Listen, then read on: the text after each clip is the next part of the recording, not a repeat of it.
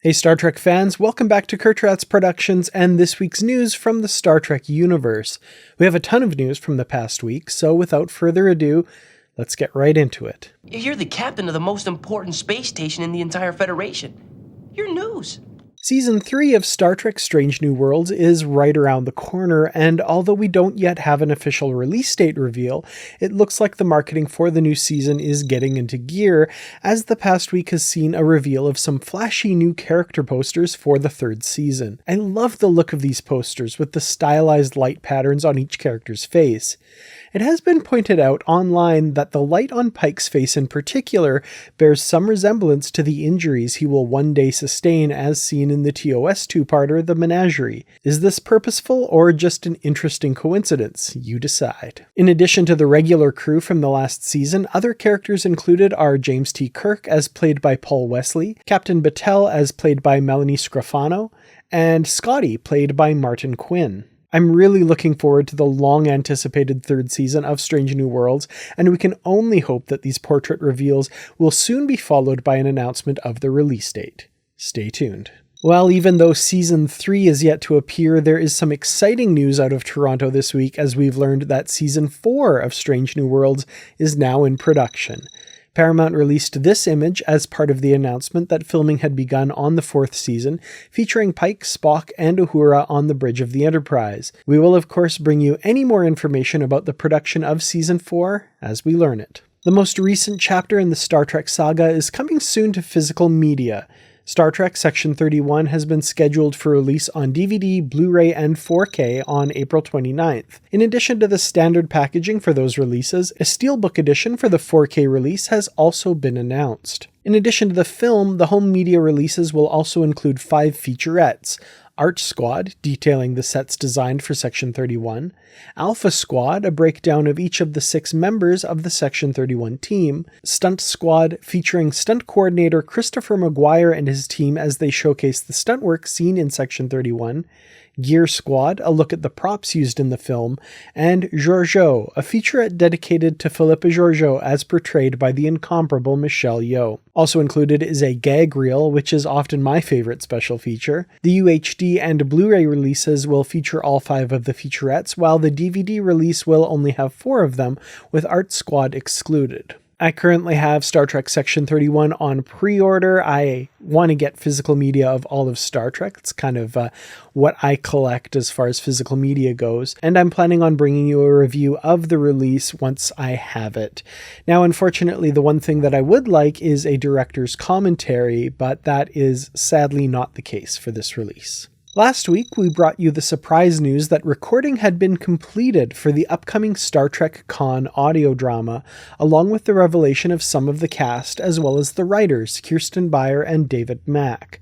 Well, this week comes with some more information regarding the series, thanks to some details revealed by series co-writer David Mack. According to Mack, the series consists of 9 episodes of roughly 30 minutes each, but with runtimes that will vary from episode to episode. Also, while only 2 actors, Naveen Andrews and Ren Schmidt, have been announced so far, the series does have a full cast, with more names coming in the next few months. Also, while the announcement of the series came with this logo, David Mack says that this is only temporary art for the press release, and that new series artwork is still coming. Stay tuned for further news on Star Trek Con. We will bring it to you as we learn it. In a previous weekly update, we brought you news about a new line of action figures coming from the Nacelle company. Now more details have been released and pre-orders have been opened, but only if you live in the US. Also revealed was the packaging and the accessories for the figures, and there are some pretty amazing things included. First up, Captain Edward Jellicoe comes with the Picard Ready Room fish tank,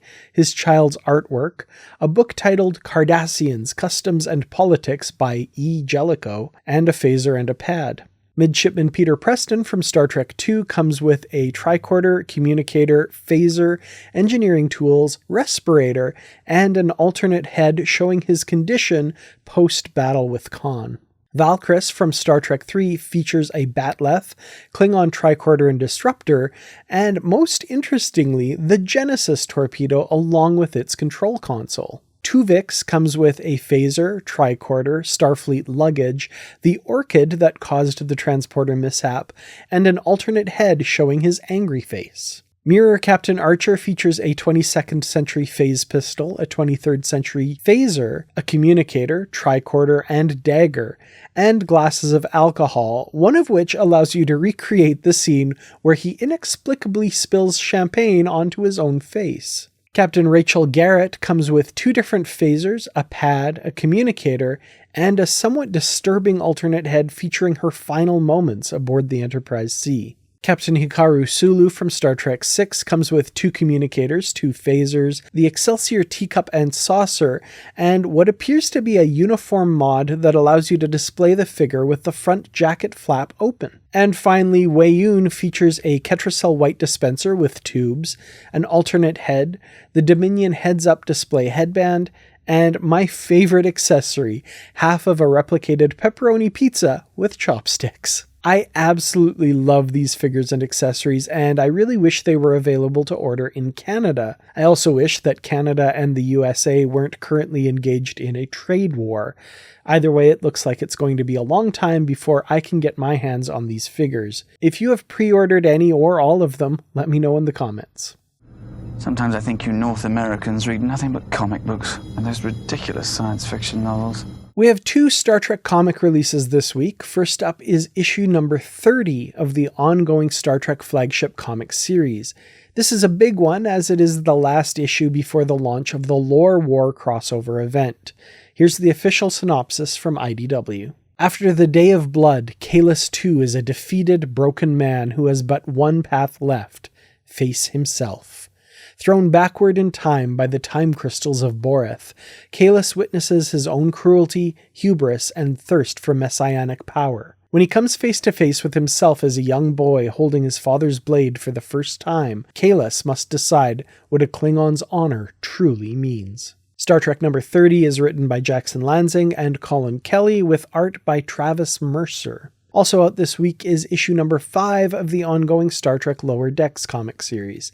Here's the synopsis. Suspicious after the Cerritos docks for its second baryon sweep in the same year, Mariner sneaks into a command meeting. There, the Department of Temporal Investigations tasks the crew with finding a time traveler who is rewriting Federation history at an alarming rate. Mariner finds her friends and tells them what's really going on, only for the timeline to change around them.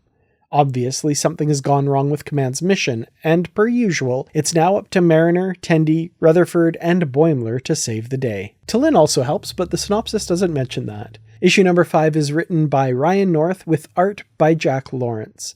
Both new issues can be picked up on Wednesday, March 12th, wherever you get your comics. If you'd like to grab the digital edition from Amazon, I do have links in the video description. And that's a wrap on yet another week in the Star Trek universe.